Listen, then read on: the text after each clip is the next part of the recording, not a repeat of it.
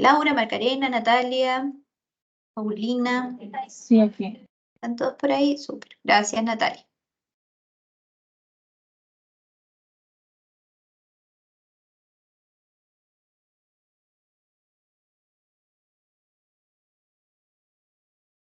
Bien, vamos a continuar entonces, luego de haber visto este video que nos da esta introducción, ¿cierto?, a lo que es la accesibilidad universal. Vamos a revisar a continuación, ¿cierto?, algunos conceptos, ¿ya?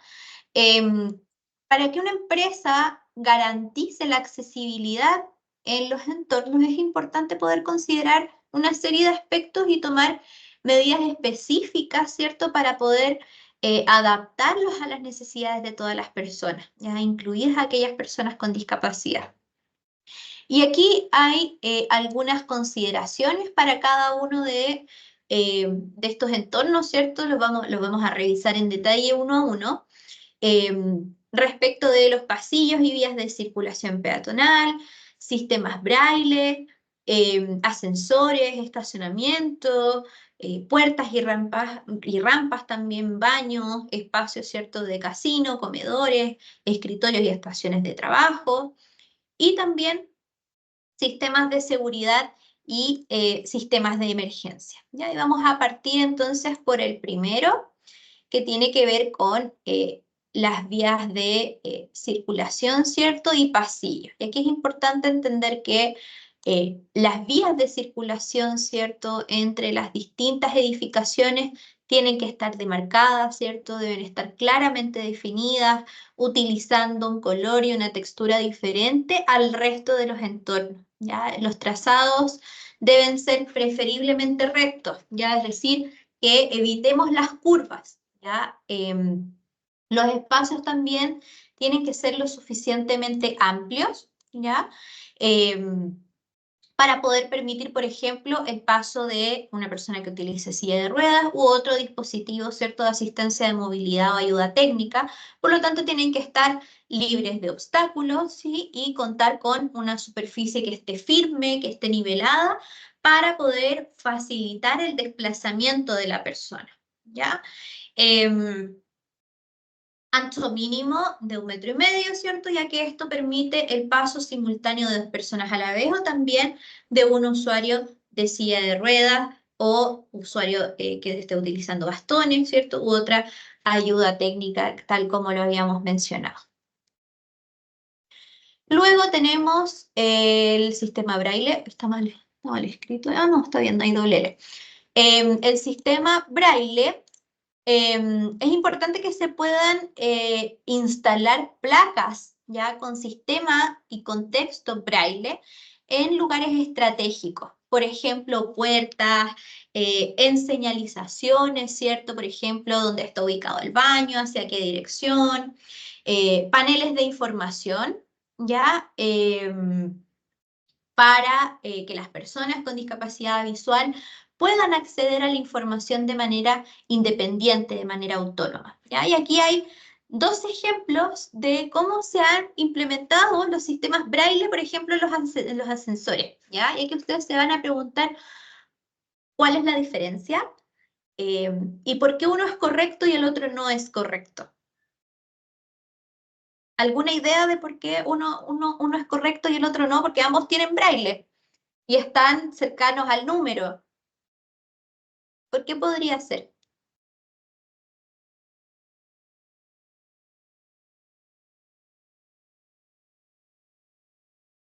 ¿Ninguna idea?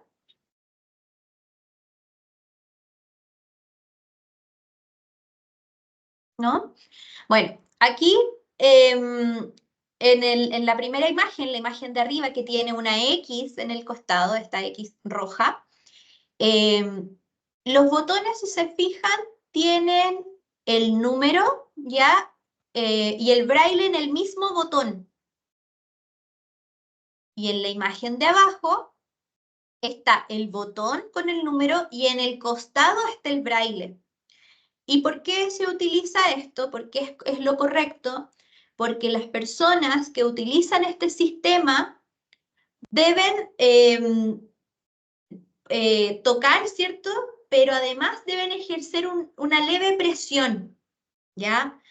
Por ende, lo más correcto es que el braille se encuentre en el costado para que la persona, al poder tocar, ¿cierto?, esta textura, no presione el botón, ¿ya? Esa es la idea, digamos, de implementar este sistema y por qué esto es correcto y lo otro no, ¿ya? Son detalles, pero son detalles que marcan mucho la diferencia para las personas que utilizan estos sistemas, ¿ya? Luego tenemos los ascensores, ¿cierto? Que deben ser accesibles, ya tanto en lo que se refiere al espacio como también en el sistema de apertura, ¿cierto? Y en el sistema también de los controles de los botones. Ya tienen que estar diseñados para ser accesibles para personas con discapacidad, ¿cierto? Con puertas anchas, con botones que estén a un alcance, ¿cierto? Fácil con estas indicaciones en braille que comentábamos, ¿cierto?, en el punto anterior, que estén en relieve, y tiene que contar con un espacio suficiente para que la persona pueda realizar el giro en caso de que utilice silla de ruedas, ¿ya? También es importante que los ascensores cuenten con señales auditivas, ya que puedan ir anunciando también los pisos, ¿ya?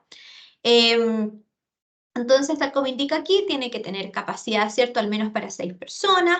Botones también de comando de color con contraste, ¿cierto? A una altura entre 90 y 120 centímetros, alejados a 40 centímetros de las esquinas. Y cada nivel también señalado con braille, ¿cierto? Ubicado al costado de los botones, tal como vimos en la imagen anterior.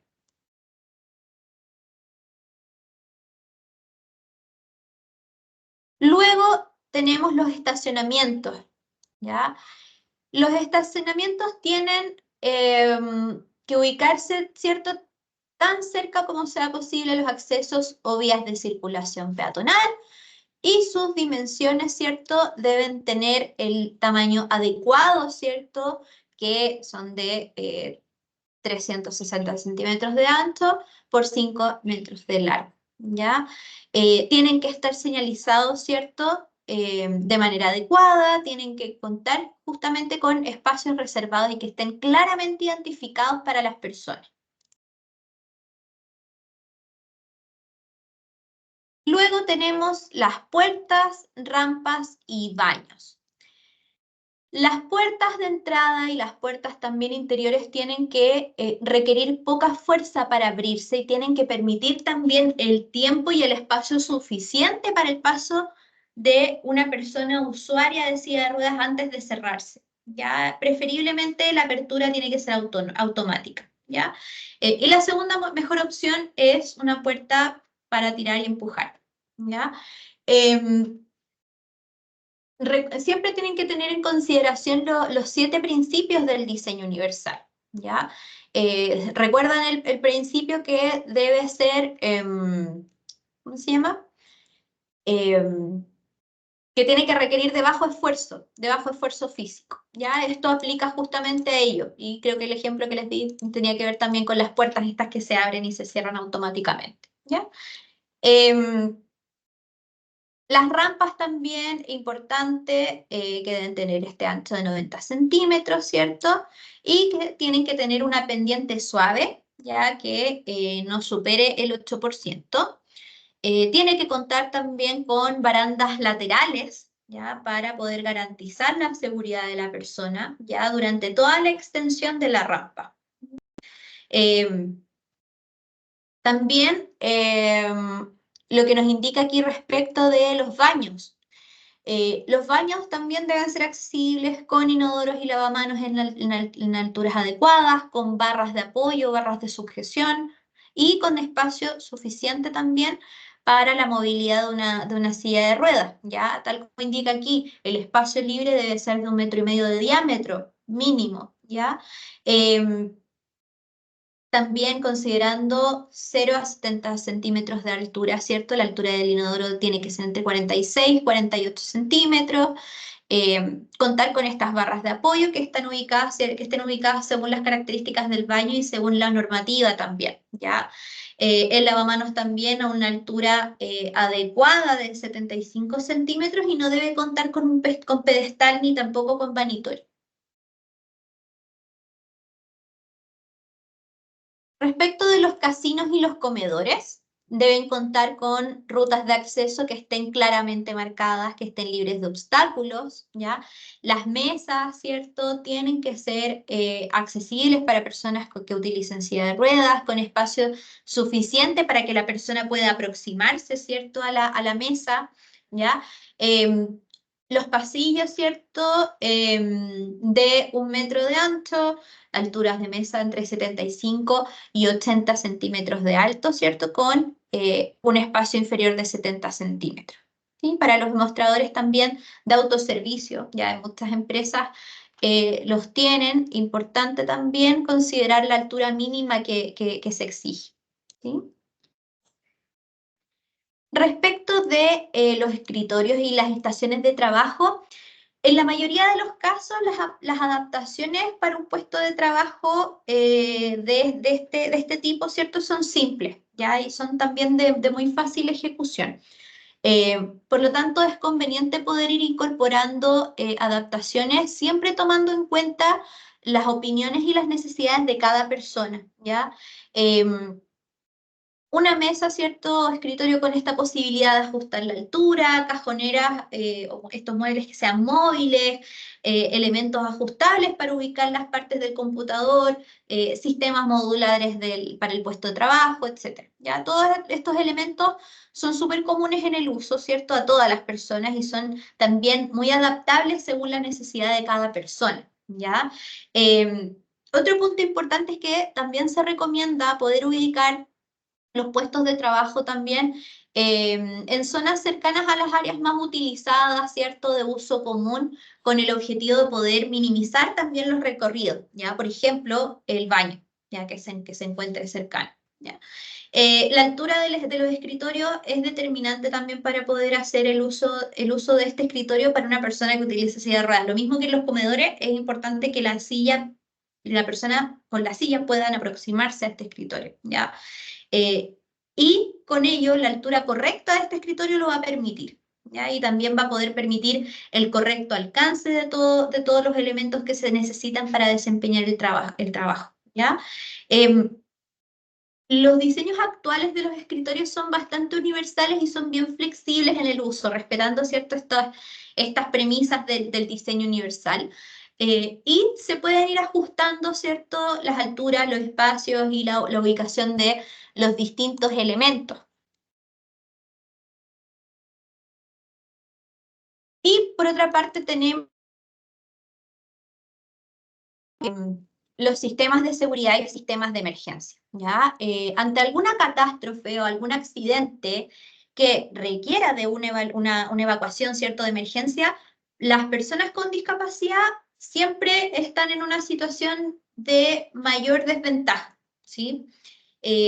Estos problemas de incendios en edificios en los que viven o trabajan las personas con discapacidad siempre se tienen que resolver sobre la base del diseño del edificio, ¿ya? Entonces, es importante que exista una formación, una capacitación adecuada de las personas, ¿cierto?, del personal, y la posibilidad de poder ir protegiendo a las personas, ¿cierto?, del edificio hasta que sea posible la evacuación, ¿ya? Por lo tanto, se recomienda poder ir elaborando planes de evacuación específicamente en todos los lugares donde recurren las personas, en donde estudian, donde trabajan, donde viven, ¿ya? Es importante también que todos estos planes de emergencia y de evacuación se revisen, ya se vayan revisando constantemente y también importante que se involucren también las personas con discapacidad, ¿ya? Las personas que puedan requerir de apoyo, de asistencia, ¿ya? Recuerden también lo que vimos al principio respecto, ¿cierto?, de la ley 20.422, ¿cierto? Y los principios, ¿sí? El cuarto principio de participación y de vida independiente. Bueno, entonces, hay aquí algunas recomendaciones, ¿cierto? Es importante que, por ejemplo, las alarmas de evacuación sean audibles y que también sean visuales, ¿sí? Para que las personas que presenten baja visión, ¿cierto? O discapacidad auditiva también puedan saber que existe una situación de emergencia o una situación de peligro, ¿ya? Las rutas o las salidas de emergencia también tienen que ser accesibles, deben estar señalizadas a través también de estos sistemas de aviso visuales, auditivos, táctiles, ¿sí? También es importante que los edificios cuenten con zonas de seguridad en donde las personas con discapacidad puedan, con discapacidad física principalmente, puedan concentrarse, ¿cierto?, en situaciones de emergencia y esperar a que puedan ser rescatadas, ¿ya? Estas zonas tienen que ubicarse donde se den las mejores condiciones de seguridad, ¿ya? Para incendios, para sismos, ¿ya? Considerando para la espera, ¿cierto? Lugares con materiales que sean incombustibles, donde no se concentre el humo, y donde en general las condiciones estructurales sean más favorables, ¿ya? Esta zona de seguridad tiene que considerar también un espacio mínimo, ¿ya? Que es de 1,5 metros por 1,20 metros, ¿ya? Para la espera y para estar también señalizando adecuadamente, ¿ya? Existen también sillas especiales de evacuación, ¿ya? Que se pueden deslizar por las escaleras, ¿ya? Y tienen que ser siempre mantenidas en puntos que sean alcanzables dentro de las rutas de evacuación, ¿ya? Respecto de todo esto, no existe un plan de evacuación tipo o una evacuación modelo para personas con discapacidad, ¿ya? Cada edificio tiene un propio modelo ya estudiado para la implementación en caso de ser necesaria, pero sí es importante seguir ciertas recomendaciones, ¿ya? Em, por ejemplo, implementar un sistema, por ejemplo, de compañero, ya en donde el compañero de trabajo puedan organizarse previamente, ¿cierto? Para responsabilizarse por alguna de las personas que requieran de apoyo. Eh, También determinar, ¿cierto?, el lugar seguro, esta zona de seguridad que había mencionado anteriormente. También, por ejemplo, para las personas con discapacidad visual durante una emergencia es más conveniente presentarse con el nombre, ¿cierto? Consultar si requiere o no de ayuda, no tomarlo del brazo de inmediato, sino que ofrecer que la persona se tome de uno, para orientarlo también en el entorno, ¿cierto?, de la emergencia, poder señalar direcciones claras, utilizar referencias como derecha, izquierda, hacia atrás, adelante. Si la persona va con un perro guía, por ejemplo, es importante no interrumpir, perdón, el actuar del perro, ¿ya? Es una asistencia técnica, ¿ya? De la persona. También, por ejemplo, en el caso de una persona con discapacidad auditiva es importante poder situarse frente a la persona para comunicarse, ¿ya? La mayoría de las personas con discapacidad auditiva necesitan ver los labios de la otra persona para poder comprender la información que se está tratando de transmitir, ¿cierto? Por lo tanto, es importante hablar con tranquilidad, hablar de manera pausada, ¿cierto? Eh, Contar también, no sabemos, ¿cierto?, con alguna linterna también para tener mayor orientación. Eh, Tener en consideración que las personas con discapacidad auditiva no van a escuchar las alarmas. Por eso es importante, ¿cierto?, que existan estas señales también visuales, ¿ya? Y también que los compañeros, digamos, de trabajo puedan llamar también su atención, ¿ya? En estas situaciones, ¿ya? Y súper relevante es poder ir realizando también simulacros de evacuación, ¿ya? En los que puedan ir participando todas las personas, ¿ya? Para poder ir identificando de manera oportuna las áreas, ¿cierto?, que se necesitan mejorar, ¿ya? En ese sentido, todos tienen que asumir, ¿cierto?, esta responsabilidad para poder ir preparándose frente a emergencias, ¿ya? Esto, lo que yo les estoy mencionando, son algunos ejemplos respecto de cómo actuar, ¿cierto?, en temas de seguridad, de emergencia, todo lo que vimos anteriormente respecto de las estaciones de trabajo, los casinos, los comedores, lo que tiene que ver con accesibilidad de esos espacios, son solamente algunos ejemplos, ¿ya? Hay información que es mucho más, es algo súper extenso, porque cada cosa tiene su medida, altura. Entonces, para quienes deseen profundizar mucho más en esta temática, pueden revisar los manuales de ciudad accesible. Ya se los recomiendo para que lo puedan leer y los puedan revisar. ¿Ya? Aquí, como les digo, hay algunos ejemplos ya muy a grandes rasgos, ya por un tema de tiempo, ¿cierto? No podemos profundizar mucho más, ¿ya? Porque es harta información. Recordar que cada espacio en que nosotros vivimos tiene una forma de ser accesible. Los parques, los edificios, supermercados, espacios públicos, transporte, absolutamente todo, ¿ya? Entonces hay muchos detalles en cada uno de esos espacios, ¿ya? Y cerramos este tema respecto de la accesibilidad, pero vamos a ir a otro concepto que se relaciona, ¿cierto? Que tiene que ver con estos conceptos claves que vimos al principio, que es el concepto de ajustes razonables, ¿ya? No vamos a cerrar en un 100% esto porque, como les dije, todos los temas, todos los conceptos se van relacionando entre sí, ¿ya? Entonces, para continuar, los invito a ver el siguiente video.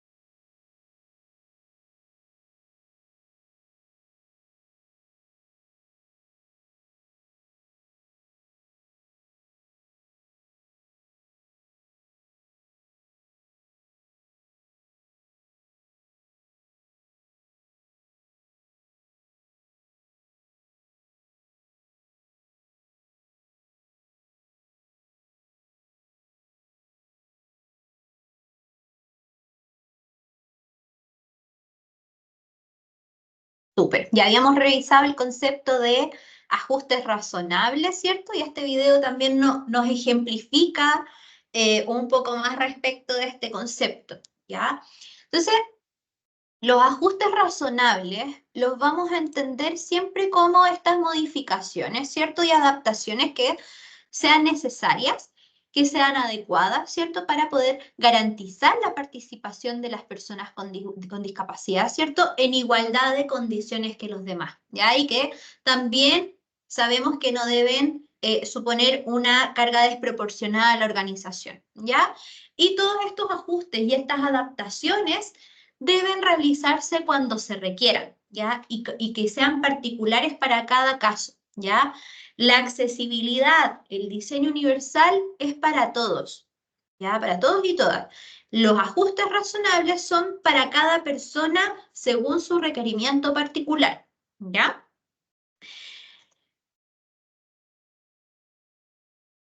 Entonces, otros puntos importantes, ¿cierto? Es que los ajustes razonables, ¿cierto? reafirmamos este hecho de que son modificaciones y adaptaciones, ¿cierto? Que se realizan en el entorno, se realizan también en políticas o procedimientos también para permitir que las personas con discapacidad participen plenamente de actividades, procesos, servicios, ¿cierto? Y aquí tenemos una estructura, ¿cierto? Una reestructuración de las características de los ajustes razonables, ¿ya? Primero es que tienen que ser modificadas, o sea, la modificación, ¿cierto? Es sin alterar la esencia, ¿ya? Y se refiere a realizar cambios que no afecten el propósito o la esencia fundamental de una actividad, pero que permitan la participación de las personas, ¿ya? Adaptabilidad también a través de acomodaciones que consisten en ajustar, adaptar los entornos, ¿cierto? Físicos, tecnológicos, sociales, para poder satisfacer estas necesidades individuales de las personas, proporcionándole todas las ayudas y recursos necesarios, ¿cierto? Para su participación, ¿ya? Viabilidad también de los cambios requeridos implica que estos ajustes razonables tienen que ser factibles y tienen que ser realistas, ¿sí? Teniendo en cuenta los recursos que tengamos disponibles como organización, ¿cierto? Y también las limitaciones prácticas, pero sin perder de vista el objetivo principal, que es promover la inclusión y la igualdad de oportunidades de las personas, ¿sí? Tienen que ser adecuados, ¿cierto?, para una persona particular. Tal como les mencioné anteriormente, estos ajustes razonables tienen que ser específicos, son personalizados para poder satisfacer estas necesidades individuales, ¿ya? Y finalmente entender que no son un privilegio, no son concesiones, ¿cierto? Y tampoco implican grandes costos, ¿ya? Es importante entender que estos ajustes razonables son derechos de las personas, no son favores, no son privilegios, ¿ya? Y además también deben ser proporcionados, ¿cierto? Sin imponer esta carga desproporcionada a la organización, aunque esto no significa que no puedan requerir de recursos, ¿cierto? O de esfuerzos que sean significativos, ¿sí? Entonces, todas estas características que estamos viendo aquí destacan la naturaleza esencial de los ajustes razonables como herramientas para poder promover la inclusión y la igualdad de oportunidades para todas las personas, ¿sí? Independiente de las capacidades, de las características de las personas. Aquí tenemos algunos tipos, ¿cierto?, de ajustes razonables, ¿ya? Tenemos tipos de ajustes razonables de accesibilidad, de adaptaciones y de dispositivos de herramientas, ¿ya? Los ajustes razonables de accesibilidad se refieren justamente a modificaciones o cambios en el entorno físico, ¿sí? Para poder ir eliminando barreras, facilitar el acceso de las personas con discapacidad, ¿sí? Por otra parte, tenemos los ajustes razonables de adaptaciones, que implican modificaciones, por ejemplo, en procedimientos, en políticas, para poder permitir que las personas con discapacidad puedan participar plenamente en distintas actividades o en entornos específicos, ¿ya? Por ejemplo, flexibilidad en la jornada laboral para permitir que la persona pueda asistir a una cita médica o que pueda ir a hacer retiros de sus medicamentos, poder proveer también de descansos adicionales en el trabajo, ¿ya? Y finalmente tenemos los ajustes razonables de dispositivos o de herramientas, ¿ya? Y estos ajustes involucran la entrega de equipos especializados, de dispositivos, herramientas tecnológicas que puedan ayudar a las personas, ¿cierto?, a realizar tareas específicas, ¿sí? Por ejemplo, lectores de pantalla, ¿cierto?, para personas con discapacidad visual, ¿sí? Entonces, en resumen, estos ajustes razonables son medidas que están diseñadas para poder eliminar las barreras, ¿cierto?, a las cuales se enfrentan las personas y poder garantizar la participación plena de las personas, ¿cierto?, y en igualdad de condiciones.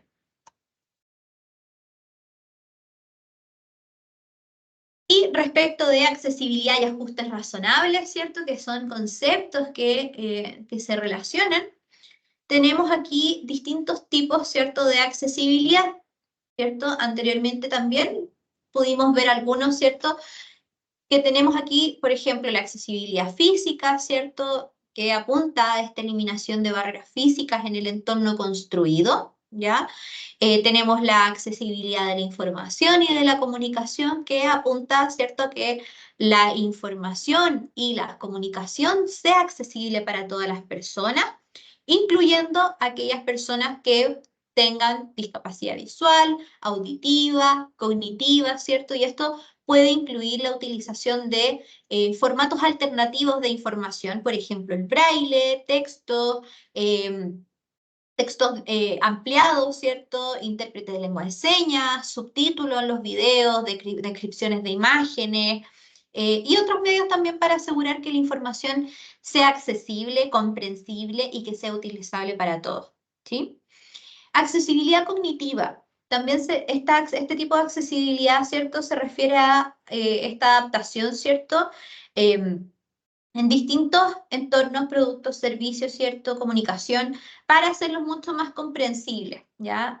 Para personas con discapacidad cognitiva, que presenten dificultades también en el lenguaje, trastornos del neurodesarrollo, entre otros. ¿Ya? Y esto también puede incluir, ¿cierto? Simplificar el lenguaje, el uso de pictogramas, ¿ya? La organización también clara y estructurada de la información, ¿ya? Así como también el minimizar agentes distractores dentro de los entornos, ¿sí? Y aquí, por ejemplo, también se puede adaptar contenidos de textos escritos, ¿ya? A formatos de lectura fácil, ¿ya? Y esto, finalmente, es algo accesible, puede ser, lo podemos tomar como un ajuste razonable, ¿cierto? Pero finalmente esto va a permitir condiciones de accesibilidad, entendiendo que creo que lo hemos conversado en otras instancias, pero el nivel de comprensión de lectura también en nuestra sociedad es bastante bajo. Por lo tanto, esto también viene a aportar, ¿cierto?, a toda la sociedad, no solamente a las personas con discapacidad cognitiva, ¿sí? Y tenemos también la accesibilidad digital, ya que se refiere a que, a que todos los recursos digitales, ciertos sitios web, aplicaciones, documentos electrónicos y tecnologías, ¿cierto?, sean accesibles. ¿Ya? Esto implica en el diseño, ¿cierto?, el desarrollo de las tecnologías digitales que cumplan con ciertos estándares de accesibilidad, ¿sí? Computadores que, por ejemplo, cuenten con lectores de pantalla, etcétera. Vamos a ver un video resumen de los ajustes razonables.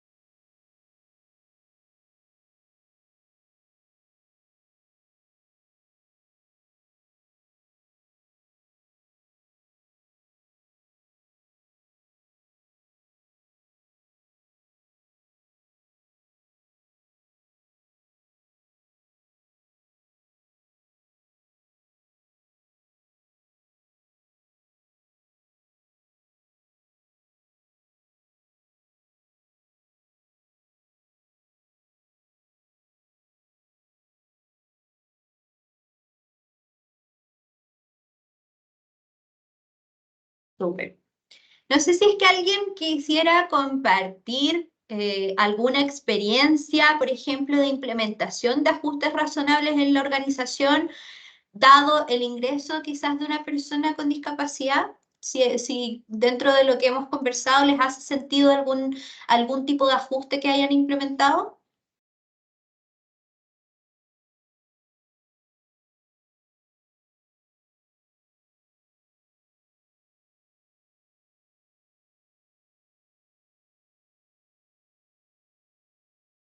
Paulina, Natalia, Shanley, Laura, solo si quieren compartir alguna experiencia o si no lo han podido implementar. que se debería implementar en las portátiles o en las computadoras el programa que utilizan las personas que sufren Ujú, de visualización. Hay un programa. ujú. Sí, el JAWS. Y hay, Sí, y hay sí, otro más. es.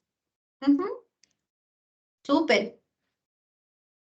Buenísimo. ¿Alguien más que quiera compartir su experiencia de implementación de ajustes razonables que ya lo hayan hecho o que consideren que se debería hacer en el caso de contar con una persona con discapacidad en el trabajo?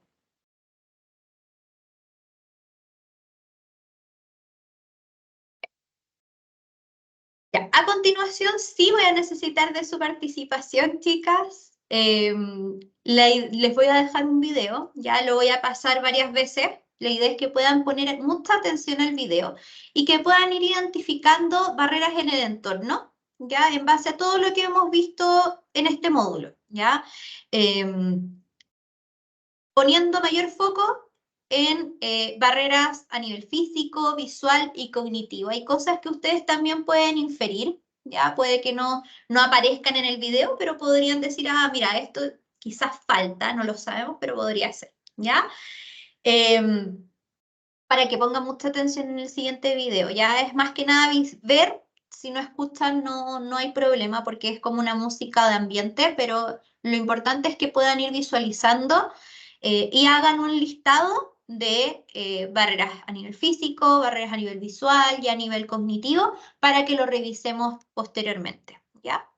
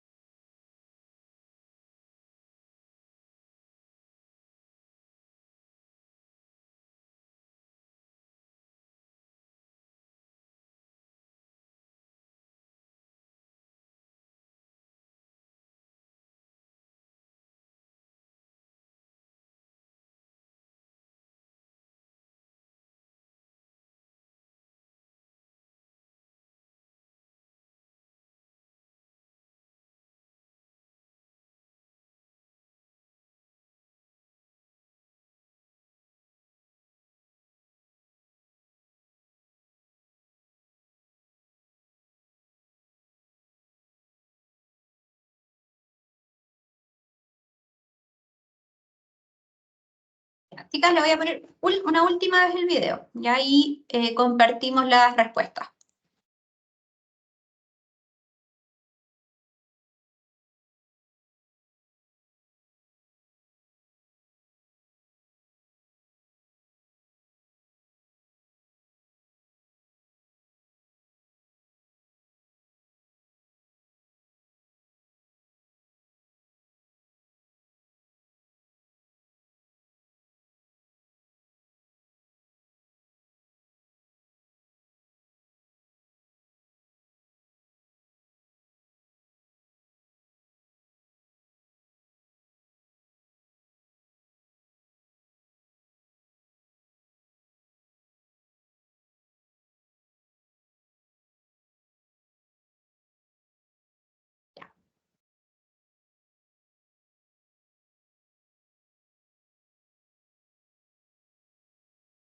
¿Cómo les fue?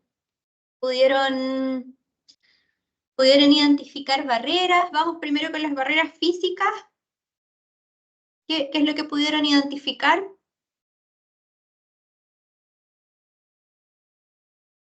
Yo identifiqué que hay barreras visuales, no hay señalización. Ajá, ya no hay señalización. ¿Qué más? Gracias, Natalia. ¿Qué más? Te escuchamos.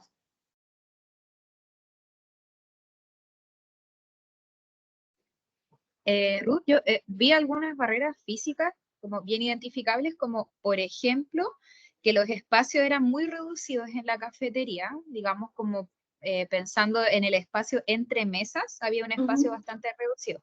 Tampoco fue posible visualizar un ascensor, los baños no tenían pasamanos tampoco, espacios como para que circule una persona en situación de discapacidad física en silla de ruedas. No, tampoco era muy, como una ruta muy accesible, por así decir, habían como mesas entre medio, como que no había mucho espacio para caminar ni para transitar en silla de ruedas. Eso es lo que pude ver yo. Y claro, tampoco, como dice la colega, tampoco había señalética. No hay señalética en ningún lado. Exacto. Buenísimo. Gracias, chicas, por sus observaciones. Aquí tenemos algunas observaciones para complementar lo que ustedes mencionan, ¿cierto? Respecto de los accesos, ¿cierto? Y el exterior, si lo vamos dividiendo como por áreas, ¿cierto? En cuanto a lo físico, visual y cognitivo, tenemos ahí varias barreras en común, ¿ya? Efectivamente no hay señaléticas de nada, ni de entrada ni salida, no hay demarcación, ¿cierto? Vial, hay ausencia de señaléticas, por ejemplo, de cede el paso, de discopare, dirección de tránsito, ¿cierto? Y, por ejemplo, no está bien delimitado cuál es el espacio para que transiten los vehículos, los peatones, no hay un estacionamiento tampoco para personas con discapacidad. Entrada y salida de camiones tampoco hay señalética, ¿cierto? Y también ahí podemos ver que hay efectivamente espacios reducidos para el ingreso de silla de ruedas. También no hay señaléticas de ingreso y puertas de vidrio sin tope abajo. Y en las dependencias de la empresa, ¿cierto? Podemos ver en lo físico, la separación que hay en el mobiliario, ¿cierto? Es reducido, hay escaleras, no hay ascensores, no hay baños adaptados. La cafetería tampoco tiene un espacio amplio, ¿cierto? Los espacios de trabajo y los pasillos también son angostos. Y en lo visual también, por ejemplo, en el exterior y también en las dependencias de la empresa, hay suelos sin textura, ¿cierto? Para diferenciar, ¿cierto? Que es este piso, suelo podotáctil, la separación nuevamente del mobiliario. Y por otra parte, en lo que es barreras a nivel cognitivo, la identificación de los espacios, ¿cierto? Esta falta de señalética que ustedes mencionaban, ¿cierto? Que no hay nada que diga que es entrada, salida, en dónde está el baño, qué oficina está por este lado, dónde se encuentra recepción, ¿cierto? No es fácil ubicarse dentro de esa empresa, ¿ya? Entonces, en base a esto, aquí hay algunas recomendaciones respecto a accesibilidad, que es lo que hemos visto a lo largo del módulo, ¿cierto? un poco más resumido a nivel físico, ¿cierto? Instalación, por ejemplo, de los números del sistema braille dentro de los ascensores, estacionamientos cercanos a las entradas de los edificios, ¿cierto? Respecto de accesibilidad en comunicación, información, la incorporación de subtítulos, por ejemplo, en los videos corporativos. En cuanto a lo cognitivo, emplear un lenguaje claro, sencillo, implementar textos en lectura fácil, y a nivel de accesibilidad digital, computadores que cuenten con lectores de pantalla, ¿cierto? Con contrastes adecuados de colores en los documentos. Y aquí algunos ejemplos, ¿cierto? De ajustes razonables que finalmente también van muy en línea con lo que es la accesibilidad, ¿cierto? Respecto de la adaptación del mobiliario, el tiempo de adaptación y aprendizaje, ¿cierto? Flexibilización en la jornada de trabajo, intérprete de lengua de señas en tiempo real, en el caso de las personas con discapacidad sensorial. Y llegamos al término de nuestro módulo, que fue bien extenso, harta información, ¿cierto? Así que ahora dejo el espacio por si tienen dudas, consultas, comentarios. Les dejo el micrófono ahí abierto.